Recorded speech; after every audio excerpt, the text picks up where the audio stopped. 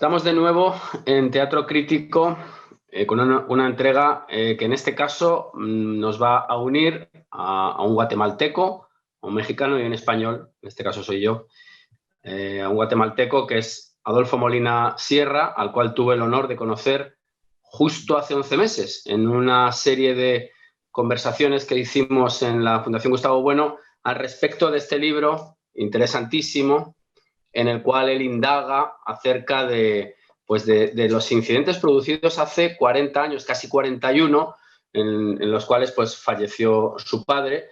Unos incidentes que involucran una serie de cuestiones, algunas de ellas pues, ya tratadas desde nuestro ámbito. Me estoy refiriendo concretamente a la atención que desde la Fundación Gustavo Bueno se prestó en su día a los trabajos de David Stoll relativos a la penetración evangélica de las iglesias evangélicas en toda Hispanoamérica, tanto desde los propios Estados Unidos mexicanos hacia el sur, y en concreto, pues, por ceñirnos más al asunto guatemalteco, pues al papel jugado por todas estas organizaciones para construir un personaje muy célebre y muy celebrado, como es el de Rigoberta Menchú. La verdad que aquella charla que mantuvimos en Oviedo me parece que fue muy fructífera y establecimos un buen contacto que mantenemos afortunadamente.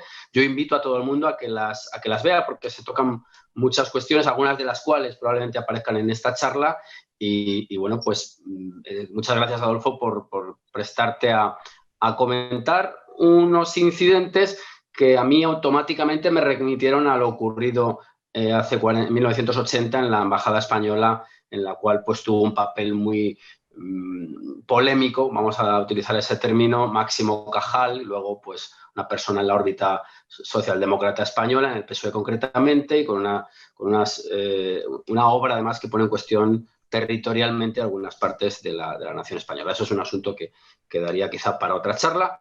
Eso por lo que respecta a Adolfo y pues también saludo por supuesto a Axel, con el cual tengo más contacto, pues porque los lazos con México son más estrechos y bueno, pues un saludo, Axel, también a ti. Yo, que soy el que menos conoce de este asunto y de aquella realidad, voy a exponer mínimamente y te daré paso a ti, Adolfo, para que nos comentes unos mínimos datos para iniciar la conversación. Bueno, pues el 21 de noviembre se produce, y así nos llega a los lectores españoles, pues la entrada de unos encapuchados en el Congreso y esas llamaradas que ya digo que me remitían un poco, aunque solo fuera por cuestiones de semejanza visual a lo ocurrido en la Embajada Española. Y ahí a mí me parece que asistimos a otro episodio de esta pugna que se está dando en toda Hispanoamérica entre una serie de movimientos que podríamos llamar revolucionarios, ahora habría que buscar la etiqueta precisa, que van en contra de una serie de posiciones que también cabría llamar conservadoras, porque son las que representaría el actual presidente de Guatemala, Alejandro Yamatei, que se le ponen estas etiquetas pues, por su postura contra el aborto, contra el matrimonio homosexual y a favor pues de la ejecución capital. Son cuestiones que lo situarían, por ubicarlo en algún punto del espectro político, al cual habría que añadir mucho matiz, insisto, en una derecha clásica. Entonces, claro, lo que se habría producido en Guatemala sería estos movimientos llamados populares que atentarían con una especie de orden establecido representado en la figura de Alejandro Yamatei. Bueno, hechas esta mínima presentación raquítica seguramente de lo ocurrido, me gustaría, Adolfo, pues que fueras tú quien introdujera más matiz y completaras esta escena apenas esbozada. Claro. Muchas gracias, Iván, por la invitación y un saludo a todos los amigos allá en España y a Axel, un gusto conocerlo. Con mucho gusto paso a dar una breve reseña para ubicar en el contexto la región de Centroamérica para los amigos que nos escuchan. Centroamérica tiene una posición privilegiada en el contexto terráqueo por ser un istmo que comunica Norteamérica y Sudamérica. Y esa posición privilegiada, que es una maravilla para ciertos temas como la migración de aves, por ejemplo, que nos visita todos los años y que todo lo que va y viene entre los dos extremos del continente se detienen acá, también nos hace ser el paso propicio a una serie de problemas que en las últimas décadas se han venido incrementando. Lo que mencionas tú sucedido el 21 de noviembre es un tema relacionado con muchos otros del contexto internacional, en que hay un debate entre ideologías a nivel internacional, hay un debate entre fuerzas que buscan mantener una hegemonía en ciertas áreas del globo terráqueo. Y Centroamérica, a pesar de ser un elenco de 5 países, 6 si sumamos a Panamá, en su mayoría pequeños y pobres, los hace el centro propicio para que mucha gente desee aprovechar de esta limitación de países. Hoy por hoy no es de extrañarse, hay una especie de crisis de media vida que normalmente se le atribuye a los individuos al llegar a cierta edad, pero creo que es algo que aqueja al resto del mundo y en todo el mundo, y hay una falta de identidad, tanto de ubicación, de conciencia personal, como de futuro. Y esto hace que cada vez seamos más críticos en recibir a los distintos personajes que forman nuestros gobiernos. Ninguno va a ser el ideal, ninguno va a ser el aprobado, y lejos de eso solo salen a manifiesto la serie de insatisfacciones y falta de cumplimientos políticos a que los pueblos están sometidos. El tema de lo sucedido esta ocasión fue un tema puramente interno, en el cual venimos viendo desde hace ya más de un año una confrontación entre las dos cortes principales del país, entre la Corte Suprema de Justicia y la Corte de Constitucionalidad, que si bien nuestro sistema republicano únicamente reconoce a 3 poderes básicos, como es el legislativo, el judicial y el ejecutivo,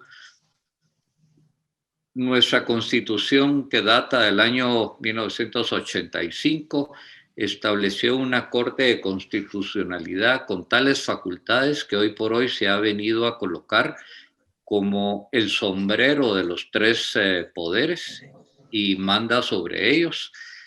Y en épocas recientes, los integrantes de esta Corte extralimitaron sus facultades y se han puesto en una tarea de controlar a todos los otros organismos, incluyendo a la Corte Suprema, pero ya no solo bajo el ámbito constitucional, sino que ya se inmiscuye hasta en el nombramiento de un embajador o en la declaración de non grato de alguno de ellos, y se ha dado a la tarea inclusive de legislar y de ordenar a todos la hoja de ruta que tienen que conducirse.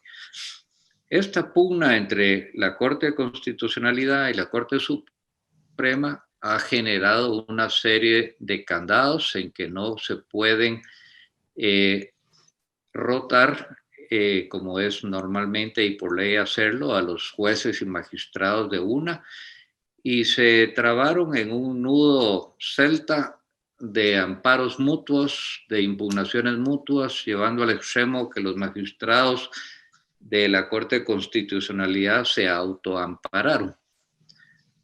Todo esto bajo la sombría de la lucha de poderes e intereses que genera la actividad política, en que a ciertos partidos le interesan ciertos magistrados, a otros, y se involucró a esta pugna al organismo legislativo.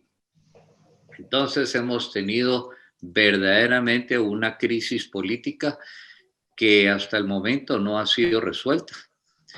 Y en medio de esta crisis, como toca por ley anualmente, vino a entrar a discusión la nueva propuesta de presupuesto nacional para el año próximo. Ujú.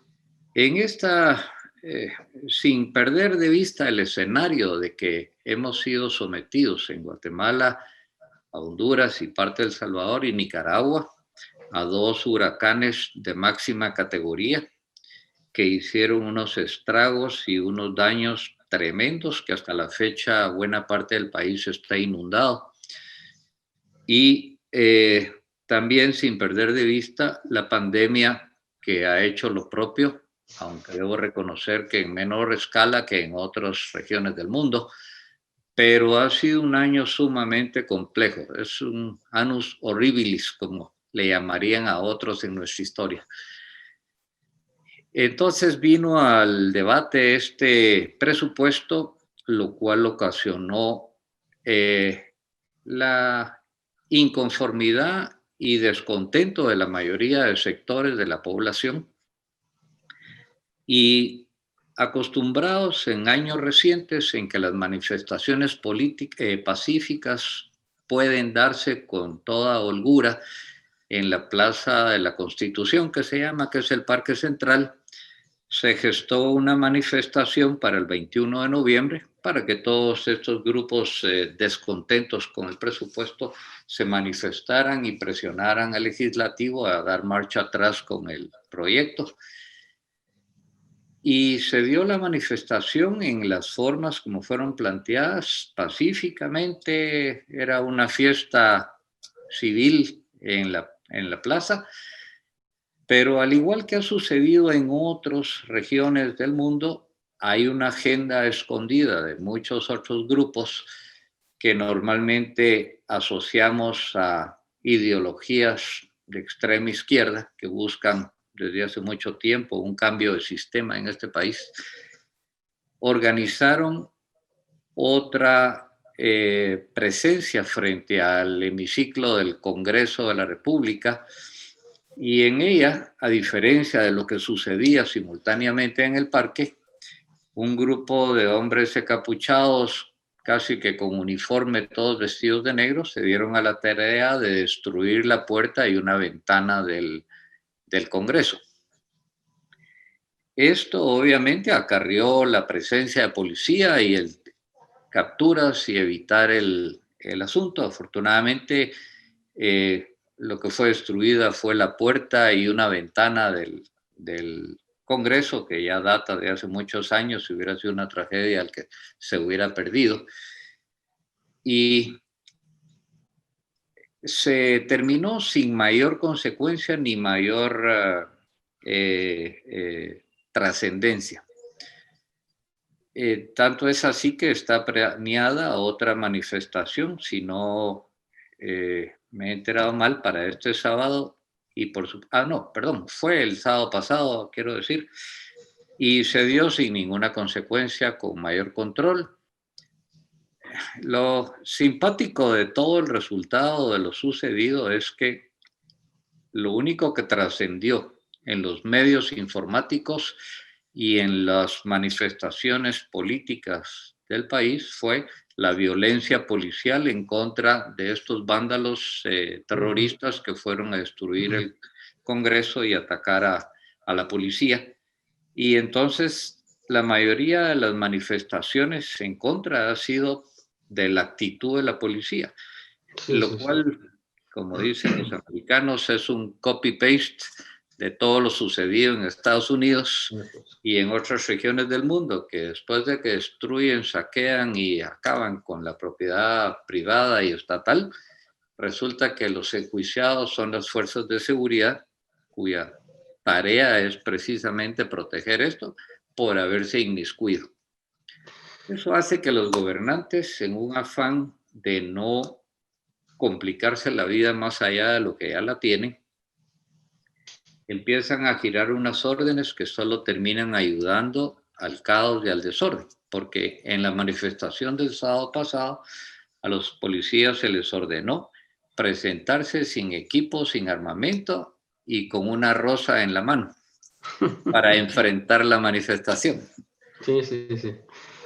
Muy bien, Adolfo. Pues yo le pasaría la palabra a Axel, a ver desde la perspectiva mexicana cómo se ve esto, sobre todo porque además, ya que has citado a los Estados Unidos, quizá la posición central para ver Guatemala a un lado y Estados Unidos en otra sea la mexicana. Entonces vamos a darle la palabra a Axel a ver cómo ve todo esto y qué semejanzas, y ya te lanzo, Axel, alguna sugerencia, qué semejanzas hay entre los dos casos y si ves tú, percibes alguna especie de tutela de estos grupos común o de qué modo, ¿no?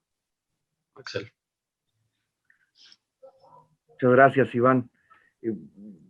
Daría brevemente una introducción muy rápida y trataría de, en esta primera intervención, perfilar, digamos, la concepción general que hemos podido tener de la situación en Guatemala y del acontecimiento reciente.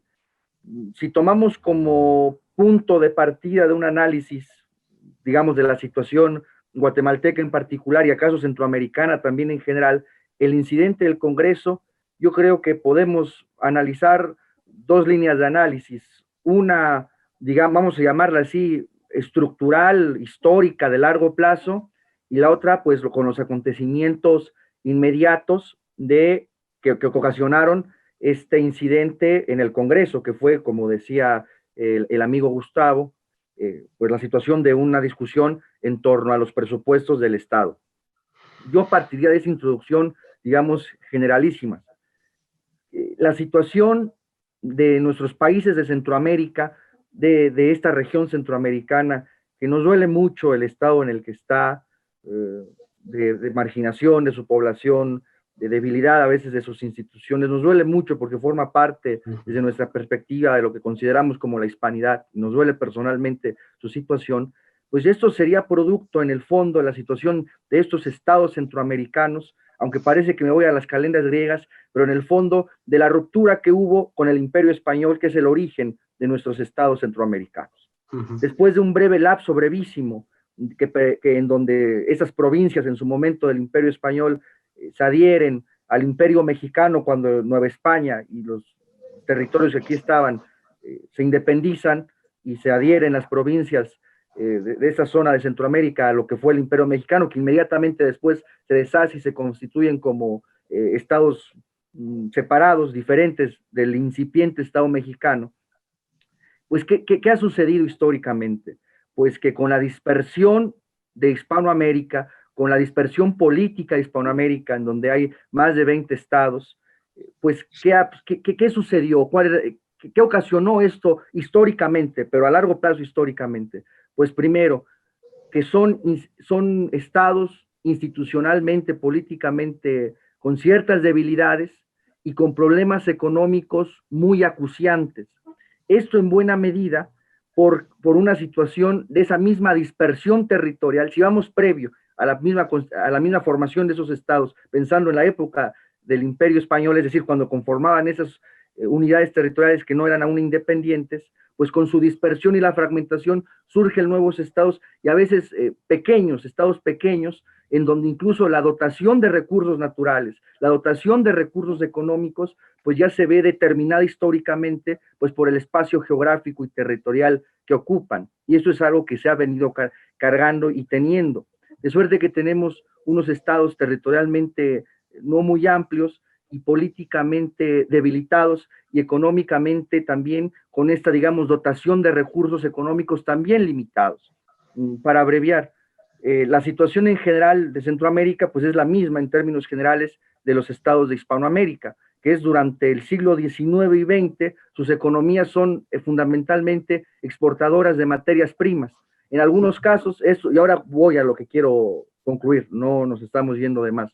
Y eso que ocasiona, a veces hay materias primas en donde su exportación pues produce cierto grado de industrialización, no sé, como la carne, o de tipo ganadero, como en Argentina la carne, pero otras no. Por ejemplo, lo que fue fundamentalmente en la zona de Centroamérica, en el caso de Guatemala, pues, por ejemplo, los plátanos, las bananas, ciertos frutos, la historia famosa de la United Fruit Company.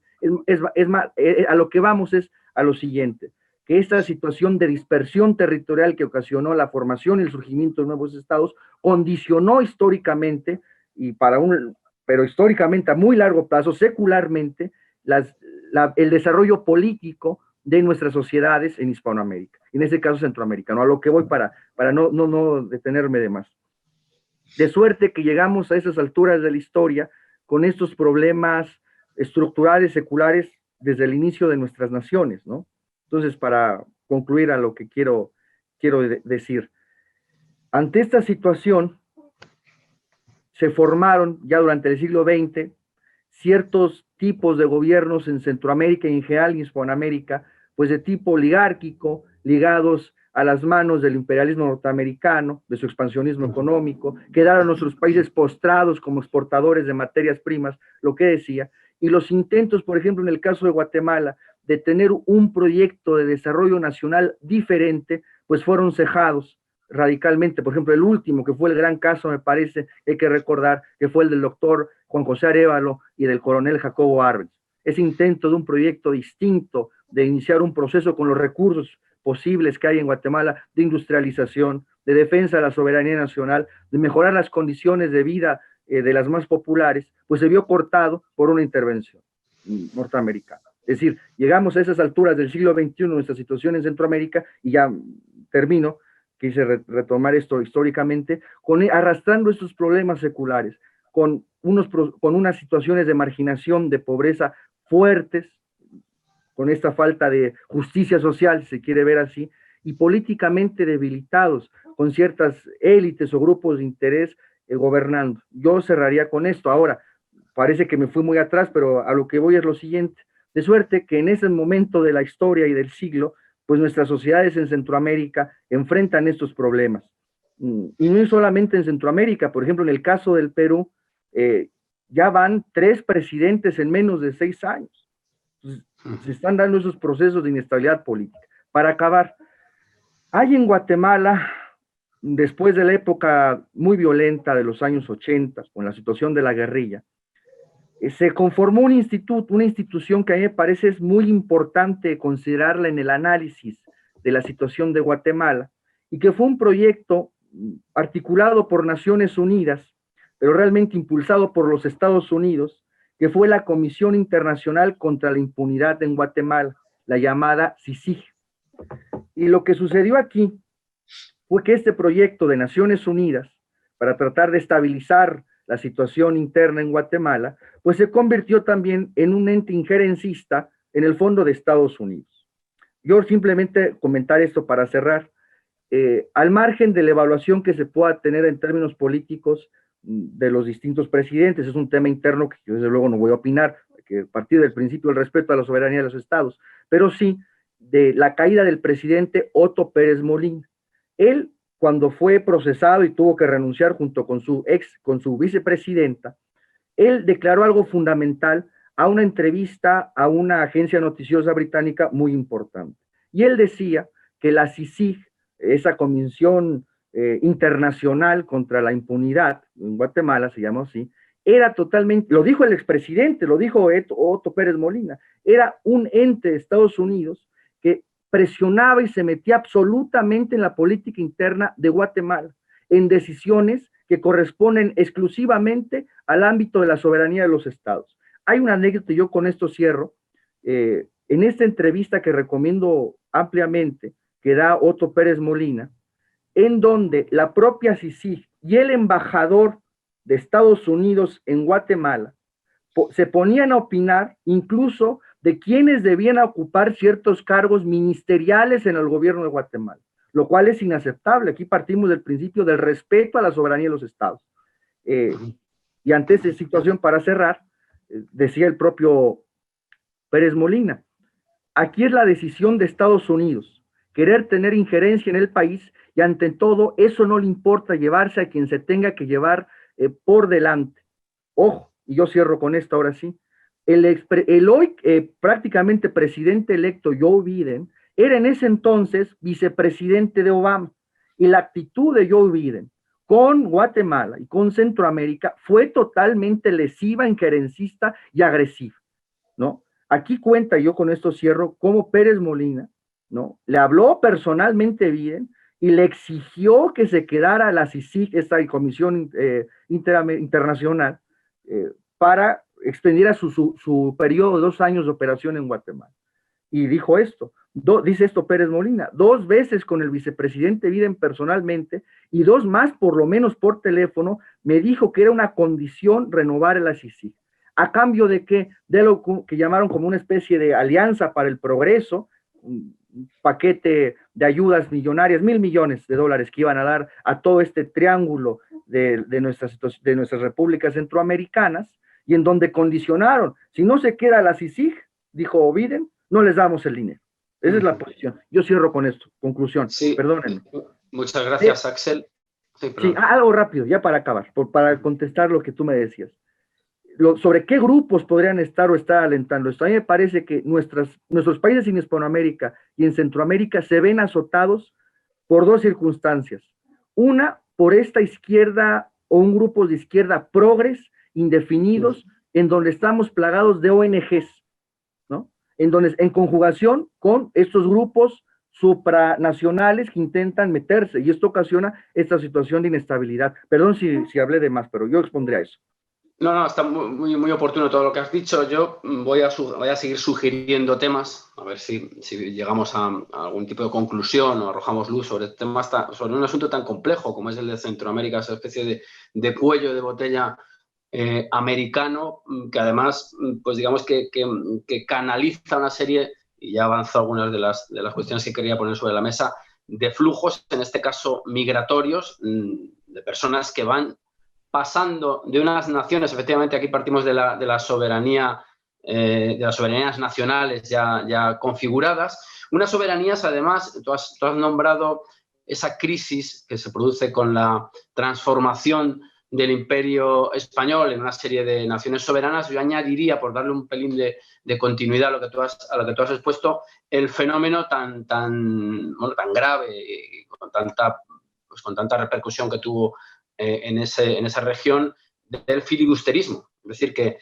precisamente esa especie de debilitamiento institucional del Imperio Español abre las puertas de algún modo a un filibusterismo que probablemente haya visto o haya tenido continuidad en movimientos ligados a la explotación de recursos, como tú bien has dicho, a la impronta de las iglesias protestantes, que ya hemos tocado en más de una ocasión. Creo que estaría bien también que Adolfo nos dijera que si juega algún papel en la actualidad y cuál es, y también pues esa presencia de una especie de apostolado laico que es el que bueno, con intereses espurios en muchas ocasiones, que es el que va ligado a las organizaciones no gubernamentales, que todos sabemos pues, que tienen conexiones inequívocamente gubernamentales, ¿no? En esa negación está su afirmación. Entonces, yo creo que sería oportuno que Adolfo nos arrojara un poquito de luz sobre estas cuestiones. ¿Qué papel están jugando esas organizaciones? ¿Qué papel juegan ya no digo sino las iglesias en esa pugna que están teniendo, que parece que la iniciativa la está llevando el sector protestante, quizá pues habiéndole ganado la partida en cierto modo a la teología de la liberación, que fue casi una reacción a esas presencias. Y bueno, ¿qué impacto puede tener, aparte de un factor que él ha puesto sobre la mesa, un factor que a menudo se olvida cuando uno está hablando de política, de los aspectos absolutamente basales, como es el hecho de unas inundaciones que ponen en cuestión pues todo y que expresan claramente esa realidad de que las naciones no son únicamente un conjunto de individuos discutiendo en hemiciclos muy distinguidos, sino problemas apegados a la tierra. Bueno, pues en toda esta maraña de sugerencias que estoy planteándole a Adolfo, pues a ver de qué hilo tira, de cuál de los que le sugerimos, Adolfo. Claro, con mucho gusto. Como tú bien dices, el tema invita a una relación de hechos que va más allá de una semana, ¿verdad? Es imposible mientras tú más hurgues entre las historias y más en detalle revisas, que por supuesto se te aclara más, pero surgen más connotaciones y más vinculaciones para explicarnos lo que terminamos siendo hoy. Voy a tener que referirme en algunos puntos que mencionó Axel, en que coincido en mucho de lo que es su visión sobre Centroamérica.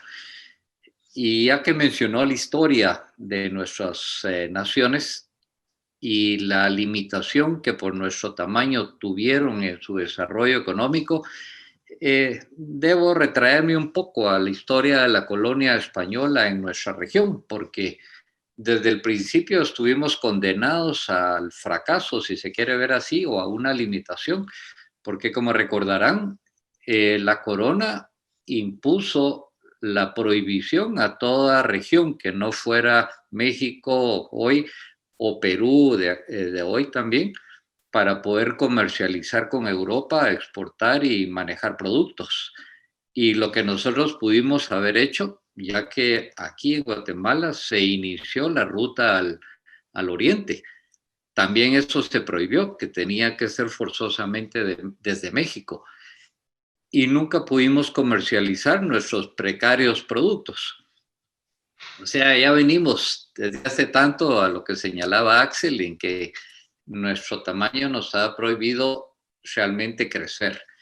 Cuando tuvimos una incipiente industria, surge internacionalmente, venida principalmente de nuestro vecino Estados Unidos, la teoría y política de la globalización. Y entonces simplemente el istmo nos comieron por ambos extremos. De un lado vino Colombia, del otro lado vino México, y eso acabó con la poca industria que había en Centroamérica. Nos dejaron de regreso a donde empezamos en nuestra era independiente, exportando productos, materias primas. Como nos dicen, nosotros exportamos el desayuno al mundo porque son bananos, es azúcar, es café, y no se nos permite exportarlo en una manera industrializada. Eso es la situación del mundo y por eso señalaba al principio de mi exposición que nuestro pecado capital es ser pequeños y no competimos contra los países poderosos. Y curiosamente nos hace ser objeto del mayor intervencionismo internacional que puedan ustedes imaginarse. Aquí pasa de todo. Cuando en una época se debatía Estados Unidos e Inglaterra por la construcción de un canal interoceánico, fuimos víctimas de ese interés. Y cuando finalmente lo tuvieron, surgen otros intereses.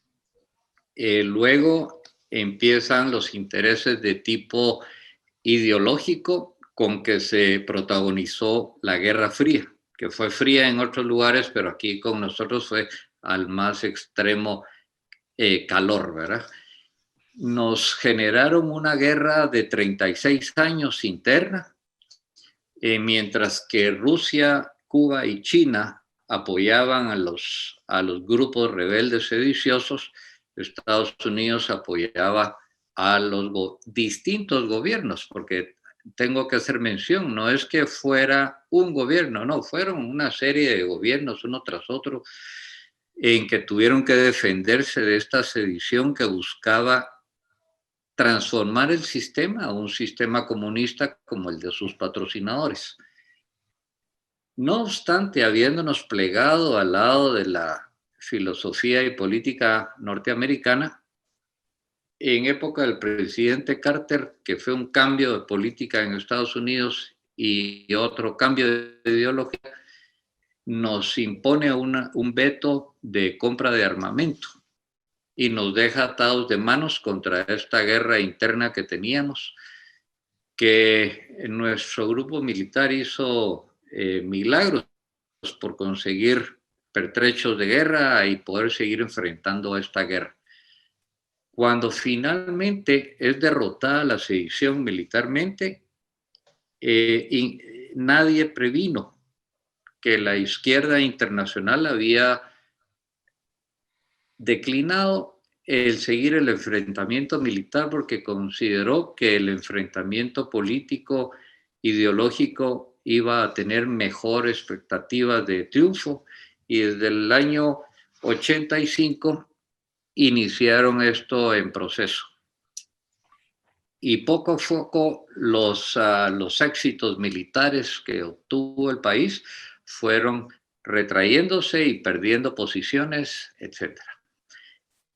Toda esta época vinculada a lo que mencionaba Iván con respecto al aspecto religioso, debo decir que también tuvimos inicialmente una intervención religiosa desde el mismísimo momento de la colonización, en que la Iglesia fue otro estado que intervino en el país y lo mantuvo replegado hasta que finalmente vino la época de la Ilustración y hubo libertad de culto, y entonces ya pudimos tener enseñanza científica en las escuelas y no únicamente del catecismo y religiosa como se traía a toda esta época.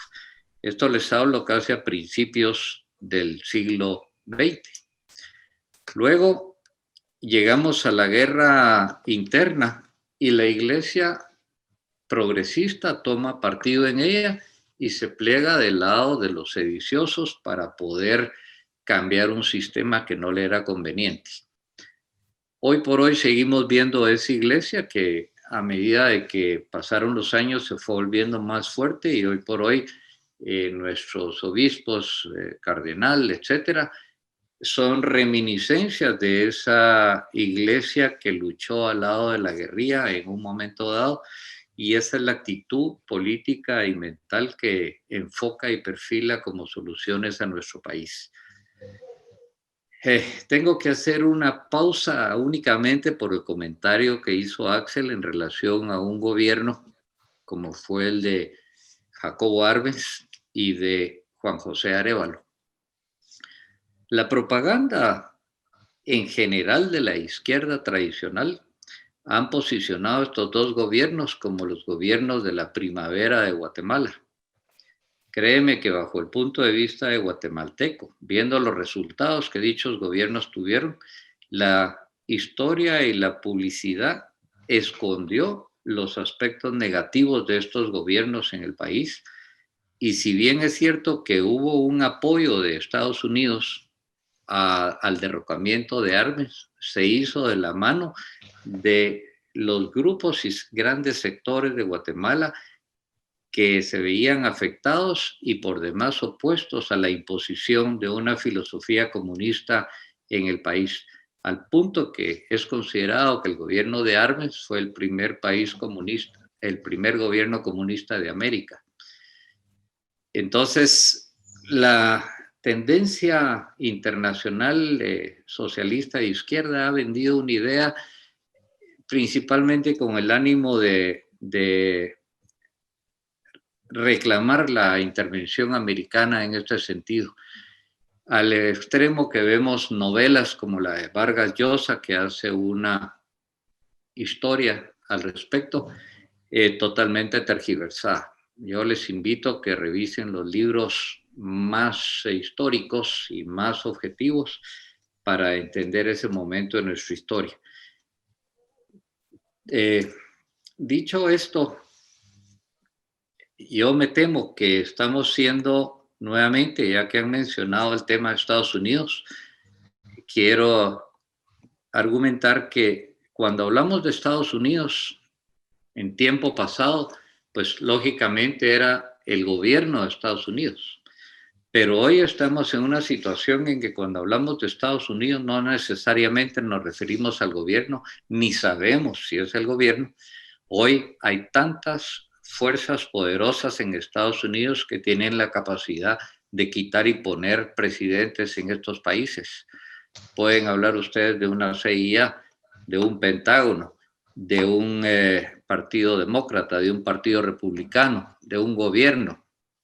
En fin, Y si a eso le sumamos lo que se transformó el mal endémico en nuestros países y en otras partes del mundo, como lo es el trasiego de droga, como lo es las migraciones organizadas, hoy nos sentamos a preguntar, ¿y de dónde viene esto? Porque lógicamente alguien tiene que beneficiarse. Objetivamente señalo que hay casos como el de la droga que no se ve claro si es que tienen interés realmente en obstruirla o de beneficiarse de los productos de la droga. A materia de ejemplo, señalo, el primero que declaró la guerra a la droga fue Richard Nixon en 1971. Se imaginarán ustedes que 50 años después, y lejos de haber tenido algún éxito en la limitación, todos los años se producen récords de producción de droga en los países productores que sigue llegando a Estados Unidos a la mejor manera posible. Y sin que falte un evento político, cada cambio de gobierno en Estados Unidos, también hay cambios en los carteles de la droga de ahí para abajo. Ya sin ir tan lejos, ayer o antier, el candidato Biden ya hizo manifestaciones que va a tener un cambio de política en relación a al combate al narcotráfico y empieza a señalar que tal vez esa política de Richard Nixon no fue la apropiada. Menos mal lo hizo muy a tiempo, 50 años después. Entonces, cuando uno ve lo que esto genera, y me voy a ejemplos claros, cuando yo veo que en el 2008 la crisis económica en Estados Unidos puso en relieve que muchos bancos americanos que funcionaron y sobrevivieron el caos económico se financiaron con el dinero de los cárteles de México, empieza uno a ver que la cosa no es tan fuera de imaginación el estar creyendo que hay grupos interesados en el producto de esta droga que nos hacen sufrirla a todos, porque si bien Centroamérica no es un foco de producción de droga, pues es el vehículo perfecto para que pasen todos por acá, dejándonos la secuela de criminalidad y violencia que esto genera, porque eso es lo que nosotros nos ganamos. Luego, las famosas migraciones y las caravanas hoy por hoy organizadas. Eso, ya que Axel mencionaba a nuestro expresidente Otto Pérez. Otto Pérez no era un personaje cualquiera, él fue un militar importante durante la época del conflicto armado, era el jefe de la sección de inteligencia del ejército y eventualmente escaló escaños políticos y terminó como presidente. Desde muy temprano en su gobierno vimos ese conflicto con Estados Unidos, que se hizo manifiesto con su primer declaración de decir que él consideraba liberar la droga. ¿Cómo se dice? Legalizar la droga en el país. Eso causó tal consternación en el mundo y en Estados Unidos que propició la venida del secretario de Estado aquí a negociar al respecto, y después de esa visita no se volvió a oír de la famosa legalización de la droga, que hago la salvedad por pura educación en que cuando habla alguien de legalizar la droga, de la única droga que hablan es marihuana. Nadie habla de legalizar cocaína. Eso no es un tema así, pero el tema genérico de legalizar drogas se cree que es todo.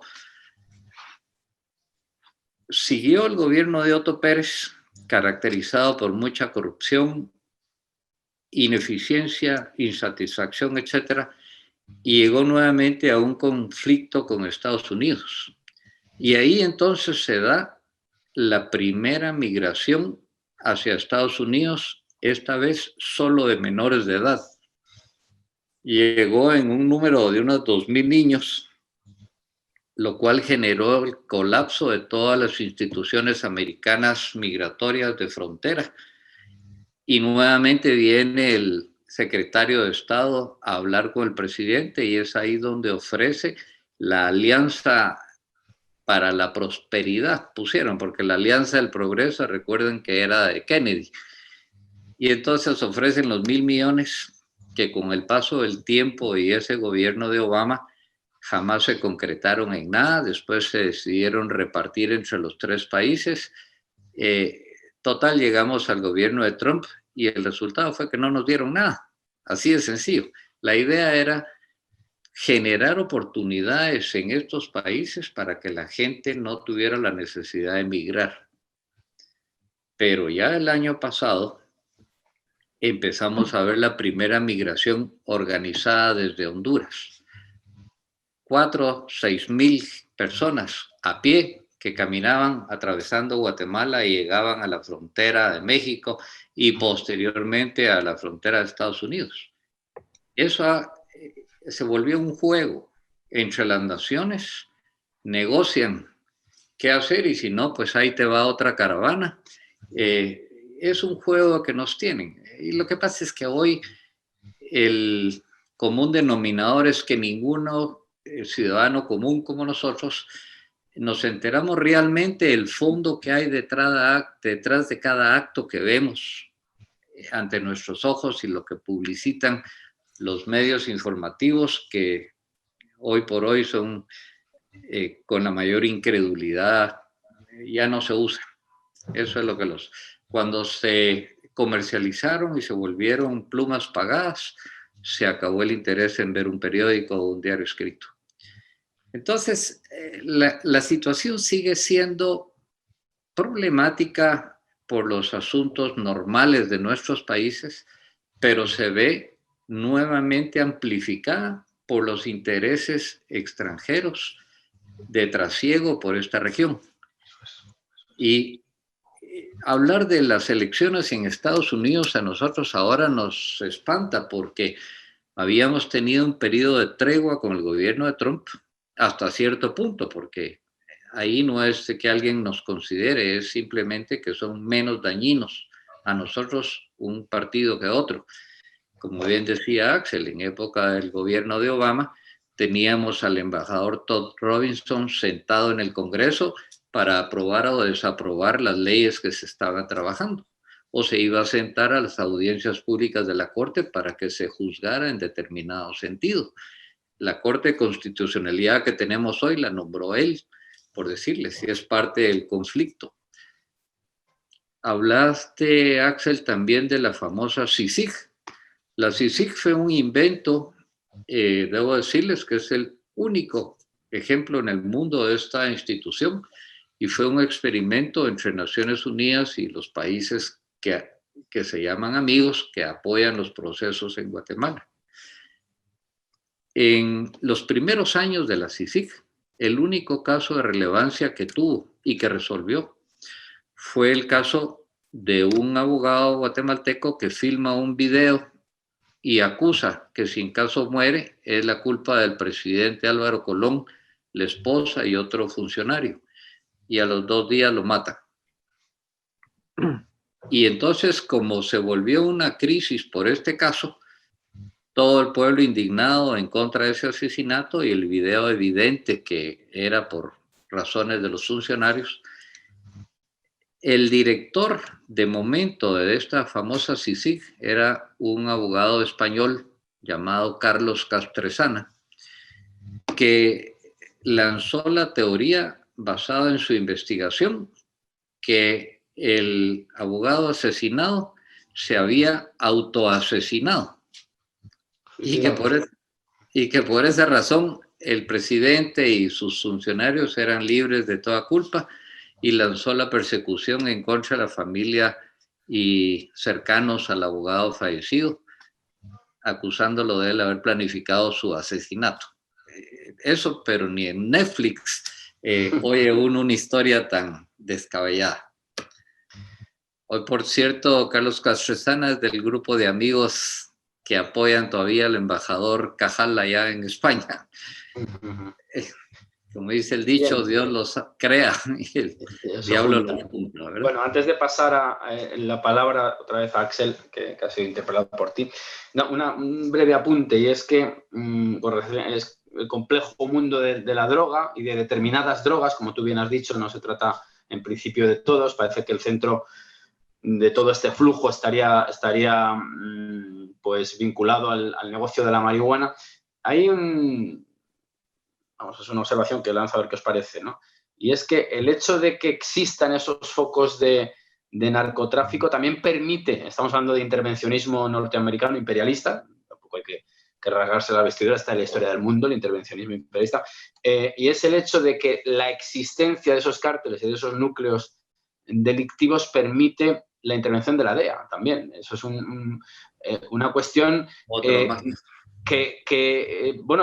mí me parece que es punta de lanza de otras operaciones. La DEA abre el camino a posibles actuaciones más allá de las fronteras políticas de las naciones centroamericanas. Yo creo que eso también es un factor que hay que tener muy en cuenta, ¿no? y que digamos que de algún modo iría a complementar estas estrategias que ya has desgranado, pues de presencia diplomática, es decir, una presencia perfectamente visible, otra visible pero, digamos, beatificada por lo políticamente correcto o por el humanitarismo que conllevaría las ONGs, y luego pues estas operaciones policiales que no dejan de tener pues o de distorsionar, digamos, las instituciones de cada nación. Bueno, pues yo creo que con esa sugerencia le pasaría, y con lo que él, por supuesto, quiera añadir la palabra a Axel de nuevo.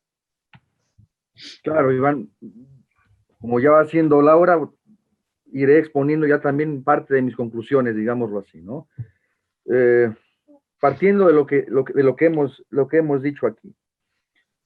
Y tomando otra vez como punto de análisis el incidente del Congreso, que digamos fue el motivo inicial o la matriz inicial de nuestro programa, que cuando me comentó Iván, que sirve ese punto.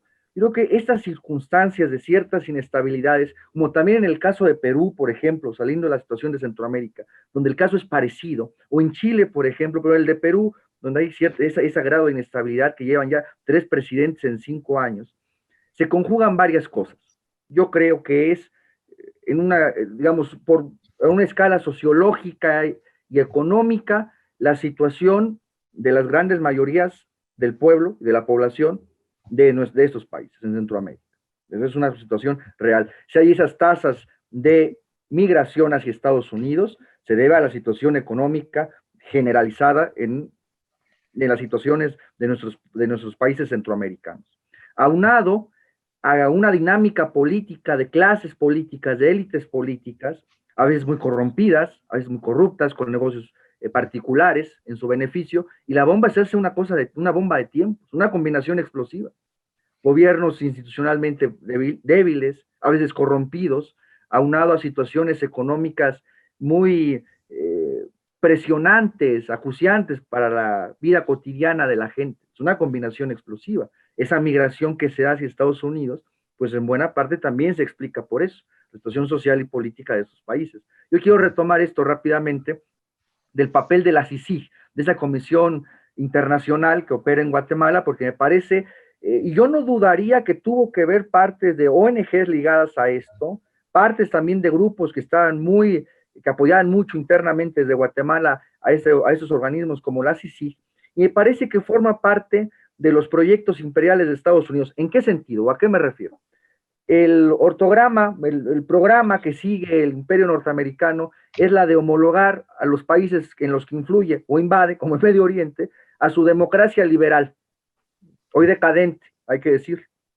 Y esto ocasiona que a veces los problemas reales, basales, económicos, políticos de los países, pues queden totalmente desajustados de un tipo de régimen demoliberal, en ese sentido. O sea, no estoy hablando en contra de la democracia, no, sino de esta dinámica que se dan, desde luego.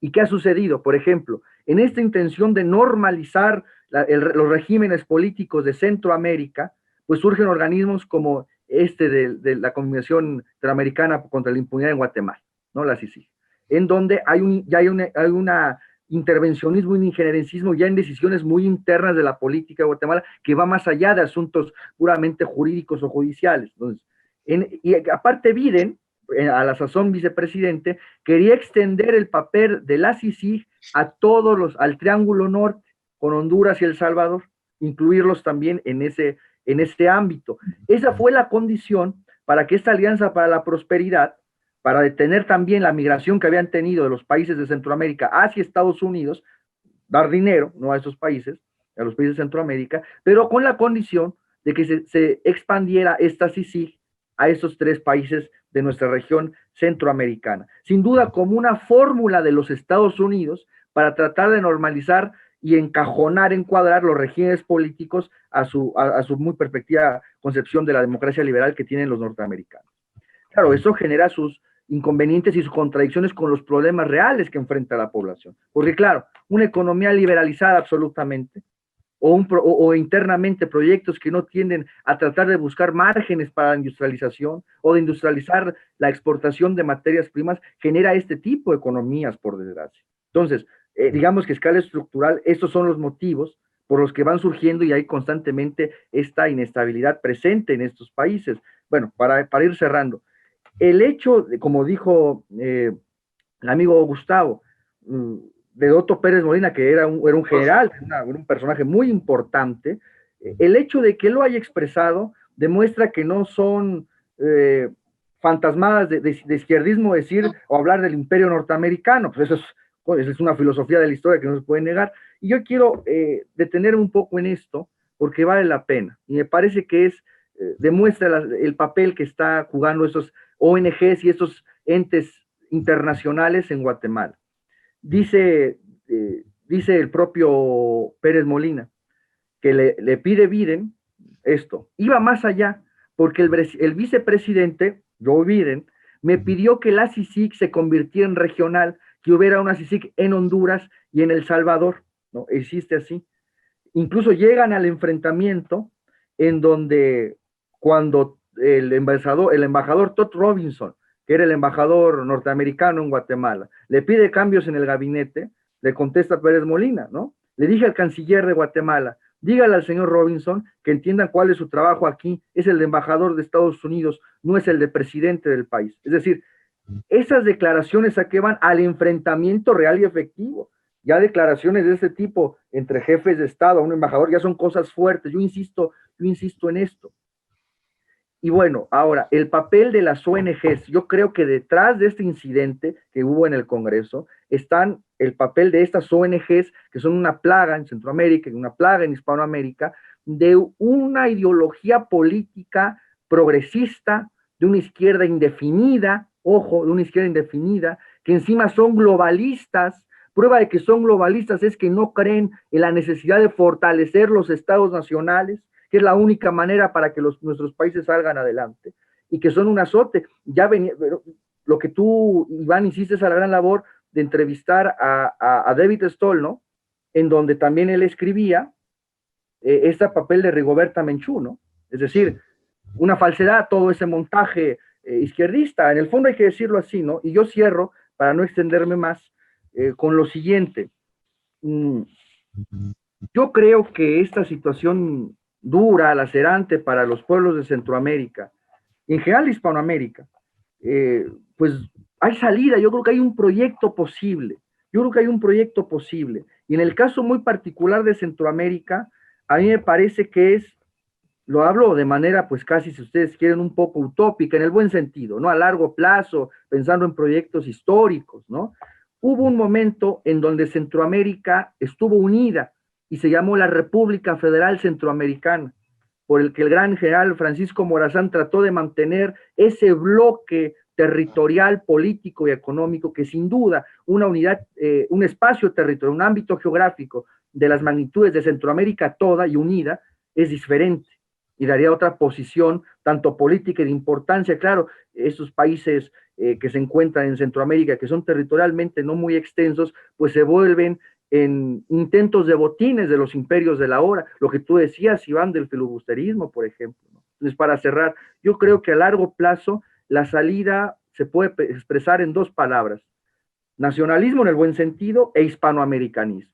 Es decir, nacionalismo en el entendido de que hay que partir del principio del respeto y la soberanía de los estados nacionales, y que solo fortaleciendo a los estados nacionales, tanto políticamente como económicamente, se puede salir adelante. En el caso de Centroamérica, pensar en un proyecto, ¿verdad?, de la unidad centroamericana, respetando la soberanía de los estados, pero de integración, por ejemplo, de planificación e integración económica, viendo qué se puede producir, qué conviene exportar, qué se puede industrializar, pensando también en el mercado hispanoamericano, y en esa perspectiva también hispanoamericanista. Separados y así somos muy débiles, pero unidos ya somos otra cosa, ya pesamos más, ya no va a poder venir Joe Biden a decirnos lo que tenemos o no que hacer. Y yo siempre, un simple comentario, lo que decía el amigo Gustavo en torno a lo de Arbenz y Arévalo, un comentario rápido. Yo sabía que al decirlo yo eso podría generar cierta polémica, pero es natural. ¿Acaso decir que tanto Arbenz como Arévalo, y esto también fue parte de la ideología anticomunista que surgió mucho en Hispanoamérica, que tendía a homologar o a hacer pasar a todos por igual a todas las fuerzas nacionalistas, hacerlas pasar por comunistas? Y es que en Hispanoamérica, y yo me detengo con esto, hay una tendencia muy peculiar que no es comunista, que no es marxista, que muchas veces es antimarxista porque combate a los excesos de los comunistas o de los marxistas, que son en el fondo de tipo nacionalista, ¿no? Por ejemplo, una vez en polémica con un argentino me decía, no, es que Perón es igual a Fidel Castro y a Salvador Allende. Mentira, Perón era católico, hispanista, nunca se planteó jamás por aquí pasar un proceso de abolición de la propiedad privada, que digamos ese es el eje central de hablar de comunismo socialismo. Mientras no haya ese proyecto no se puede hablar de socialismo comunismo, ¿no? En el caso de Arbenz, incluso él en su toma de posesión, en su discurso de toma de posesión, él dice, queremos convertir a Guatemala en un país moderno y capitalista, sacarlo de un país feudal, dice él. Y dice, la base es la promoción de la iniciativa privada. Es decir, no son en esa perspectiva. Comparar, por ejemplo, a Allende, a Fidel Castro, con Perón o con Arbenz o con Getúlio Vargas, pues no, ellos no son comunistas, son nacionalistas, pero todo nacionalista consecuente entra en pugna con los imperios de la hora. Claro, no puede haber industrialización si tú no enfrentas en ese momento a la United Fruit Company. ¿Cómo lo vas a industrializar? ¿O cómo vas a sacar esas masas de la población si no enfrentas esos intereses? Es cuando una postura nacionalista, respetuosa en términos generales de la propiedad privada, pero que hay que organizarla, pues se te vuelven en contra y dices, eres un comunista. Aunque al final, y yo cierro, en el gobierno de Arbenz, pues claro, ante tantas presiones que se ejercen desde el exterior, por ejemplo, Fidel Castro no era marxista, ¿no?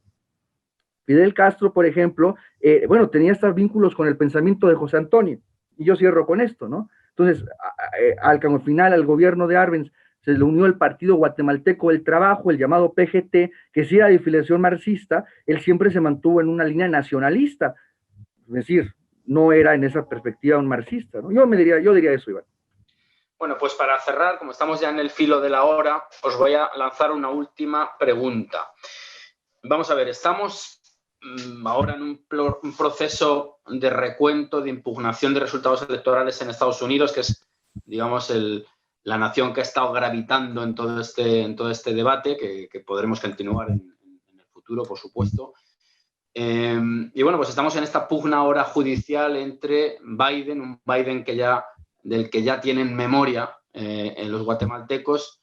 Yo quisiera ahora preguntaros qué memoria, suponiendo que vaya a ser Biden el sustituto de Donald Trump en la Casa Blanca, qué memoria, qué opinión deja en vosotros el mandato de Donald Trump, que recordemos que en su momento, antes de su llegada, de su acceso a la presidencia de Estados Unidos, se le pintaba pues casi como un ogro antihispánico, por hacer esa caricatura. Sobre todo con respecto a México, con el famoso muro que debería haber pagado México, etcétera, etcétera, y que luego las relaciones con Andrés Manuel han sido mucho mejores de las que se auguraban hace 5 años, por ejemplo. Entonces, yo os preguntaría, para cerrar, y agradeciendo, por supuesto, la participación en esta charla, que, insisto, puede ser el inicio de otras muchas, bueno, una opinión sobre este periodo trumpiano, tanto de Axel como de Adolfo, y, por supuesto, agradeceros el tiempo dedicado a esta charla. Adelante con esta última intervención y yo ya os despido con esta. Si quieren empiezo. Pues sencillamente, rápidamente, solo dejo en el ambiente el epílogo de Otto Pérez Molina, del cual hemos estado hablando. Al final de su gobierno fue acusado por esta institución CICIG de corrupción, etcétera, y hasta el momento lleva 5 años en prisión sin haber sido terminado su proceso y tener ninguna condena, como que fue el castigo de todos sus arrebatos.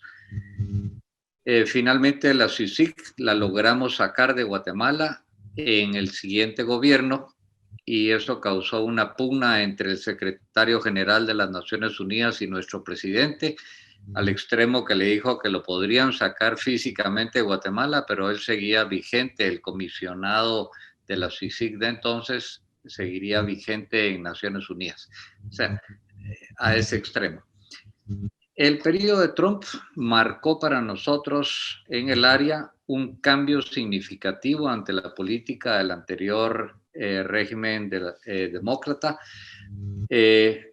Vino la salida de este embajador que hemos estado hablando, vino el cambio de actitudes, vino un apoyo a Guatemala en contra de Naciones Unidas, y eso logró la estabilidad del presidente Jimmy Morales, que fue el siguiente, para que no lo derrocara la CICIG y el grupo que estaba en la embajada americana.